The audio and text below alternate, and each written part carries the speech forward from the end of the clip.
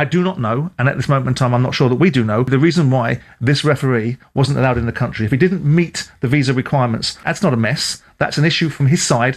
Somali referee Omar Artan, who was scheduled to referee at this summer's World Cup, has been denied entry into the US. He was elected as the best African referee at 2025 CAF Awards, and he was revoked and sent home. There's also a report coming out of Al Jazeera today stating that Iranian fans have had their visas revoked, so therefore they will not be allowed to attend World Cup matches for their games. So the ticket allocation has been revoked from FIFA. It feels like a little bit of a mess. I was speaking to a few fans, England fans actually, that are out there in the States, and they were talking about ticket pricing. I think that's been well documented on your show as well, mate. Yeah.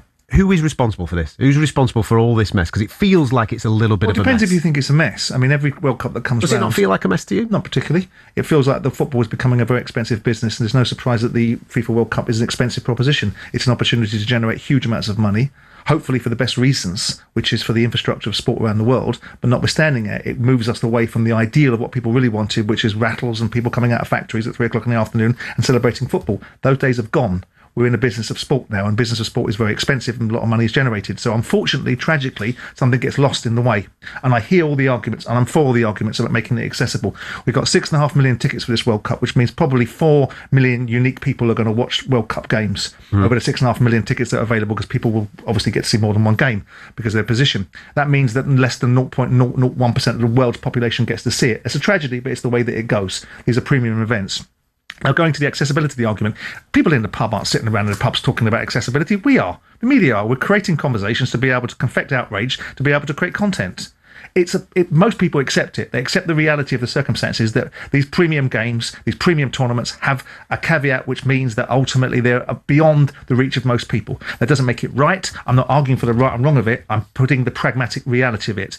I do not know, and at this moment in time, I'm not sure that we do know, the reason why this referee wasn't allowed in the country. If he didn't meet the visa requirements... He hasn't met the vetting requirements, is what I'm being told. So that's not a mess. That's an issue from his side, and it's an issue from the people that represent him. As far as the Iranians are concerned, with due respect to whether you like it or you don't like it, the US is at war with Iran. It's hardly a surprise that you are not going to particularly want Iranian supporters coming into the country, despite the proclamation at the time, with the circumstances that Infantino was orchestrating and illustrating, that we want it to be the most inclusive World Cup you could possibly be, and it will be available to everybody. But there are exceptions. If you don't meet your visa requirements, and if you're at war with a country, those are possibly reasonable exceptions. You've now got a World Cup that's got 48 teams rather than 32. So already you're making it more accessible. Yeah. So there are lots of pros and cons. What we are doing is we're doing what media usually does, which is find a reason to find something other than the football to talk about. And I quite like that, because I don't want to spend my entire time talking about who plays left back for Costa Rica. But I get the parameters of every tournament comes up, whether it was Russia, whether it was South Africa, the stadiums weren't going to be built, whether it was Russia because of the nature of that country's environment and the way that they live, whether it was Qatar because of the confected outrage from the West that was lecturing at countries across the world about how they should conduct themselves in society whilst having no convictions of our own. And all those things come in front of it, and at the end of it, you get a really good tournament. I think, despite the geography, despite the issues surrounding some of the dislike and the Trump derangement syndrome and what's going on with American policies, I still think we're going to see a feast of football. We're going to see a tournament that's going to be probably as good as we've ever seen before. And if we don't, then we can have all those recriminations.